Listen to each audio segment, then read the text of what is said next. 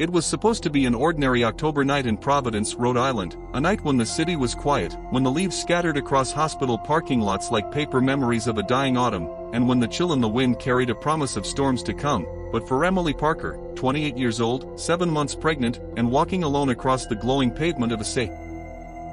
Mary's Memorial Hospital, nothing about this night would ever be ordinary again, because as she stepped into the hospital lobby, clutching her swollen belly and breathing in shallow, ragged gasps, a sudden sharp pain spread through her abdomen, doubling her over until her knees hit the cold marble floor, and before she could call for help, the fluorescent lights above flickered, dimmed, and for a fraction of a second the entire lobby was consumed by darkness, and in that breath of shadow she swore she heard a whisper, a voice that was not human but rasping, dry, and ancient, sliding across her mind like a hand brushing the inside of her skull, saying something in a language she didn't recognize, but which made her blood run cold. And when the lights blinked back to life, a nurse was running toward her shouting for help, the echo of her shoes pounding down the hallway as a wheelchair came rolling, and Emily, drenched in sweat, clutched her belly tighter, terrified not only of the pain that racked her body but of the sensation that something inside her womb was shifting, stretching, and moving in ways that no baby should, as if the child was already strong enough to claw at her from within.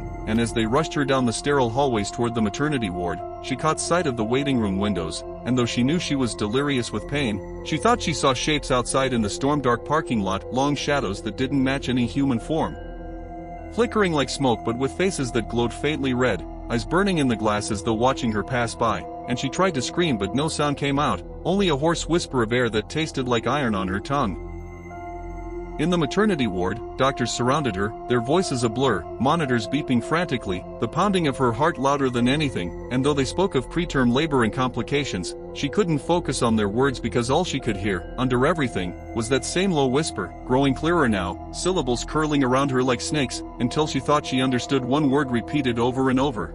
Mine, mine, mine, and as her vision dimmed and consciousness slipped, she remembered a night months ago when she had driven through a lonely highway in rural Massachusetts, her car breaking down near an abandoned church, a church whose windows were shattered and whose door carvings that looked like twisted script, and though she hadn't told anyone, she had gone inside for shelter from the rain, only to hear strange chanting, and a presence pressing against her stomach even then, though.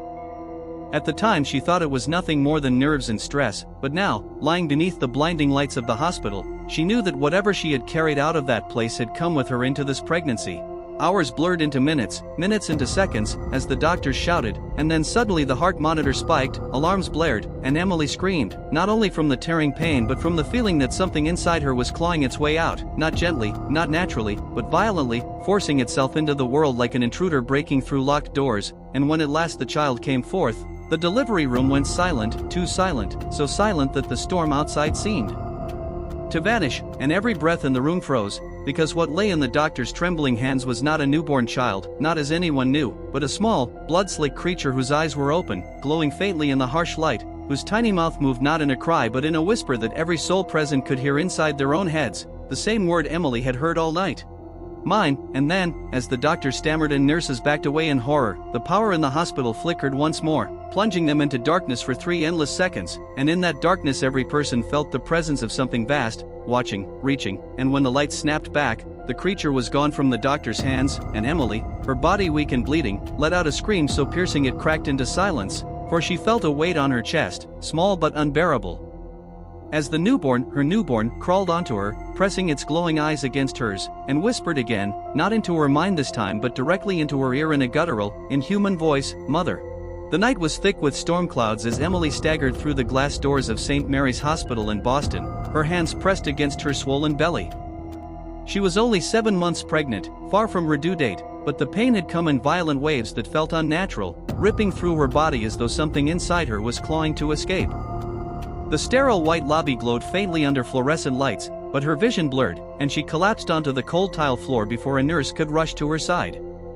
"Get a gurney," someone shouted, and the echoes of hurried footsteps followed as she drifted in and out of consciousness. Thunder cracked outside, rattling the windows as Emily was wheeled toward the maternity ward, her head rolling to the side, eyes half open but seeing nothing but shadows. The storm outside seemed to pound in rhythm with the contractions tearing through her body, and in the gaps of her fading awareness, she thought she heard whispers. Not the nurses, not the doctors, but whispers that crawled under her skin, in a language she had never heard but somehow understood. "He is coming. he is hungry, he is ours. Emily had been alone since her boyfriend, Mark, abandoned her months earlier. She'd been struggling to survive in a cramped apartment, working long shifts at a diner to scrape together money for the baby. But in recent weeks, strange things had begun happening. Her reflection in the mirror would blink even when she didn't, lights in her apartment would flicker and hum with a static energy, and she often woke up in the night to the smell of burning incense and the sound of something breathing beside her bed. She had brushed it off as stress, as paranoia, as the nightmares of a pregnant woman under too much strain. But now, lying in the bright, sterile hospital room, she realized those nightmares might have been warnings. Her body convulsed again as the doctor barked orders. She's in premature labor. We need to stabilize her. But no amount of medication slowed the contractions. Emily screamed, clutching the bed rails, her nails breaking as her body arched violently. The machines beeped frantically, alarms filling the room, but the staff seemed powerless. And then, something happened that froze them in place. Every light in the hospital flickered, then went black. For several long seconds, the maternity ward was plunged into total darkness, broken only by the occasional flash of lightning outside. When the emergency generators kicked in, bathing the room in a dim red glow, the air felt heavy, oppressive, as though the hospital itself had been buried underground. Emily's face was pale, her lips trembling. "Something's wrong," she whispered hoarsely, tears streaming down her cheeks. "This isn't just labor, something's inside me." Emily reached out with trembling hands. Please, don't hurt me," she whispered, her voice breaking, though she didn't even know if she was speaking to her child or to the thing inside it. The baby stopped at the foot of the bed, staring up at her, its mouth twitching in what almost looked like a grin. And then, in a voice far too deep and guttural to belong to something so small, it spoke. "Mother." Emily's heart nearly stopped. The doctor, pale and trembling, whispered, This isn't possible." But before he could move, the baby turned its head and let out a scream so piercing the glass windows shattered, sending shards across the room. The hospital descended into chaos. Somewhere down the hall, alarms wailed, people screamed, and lights flickered on and off as though the storm outside had invaded the building itself. Emily felt herself slipping into unconsciousness again, but the last thing she saw was her baby, her son. Crawling back into her arms, pressing against her chest, his eyes never blinking. She wanted to push him away, to scream, to reject the horror that had been forced upon her.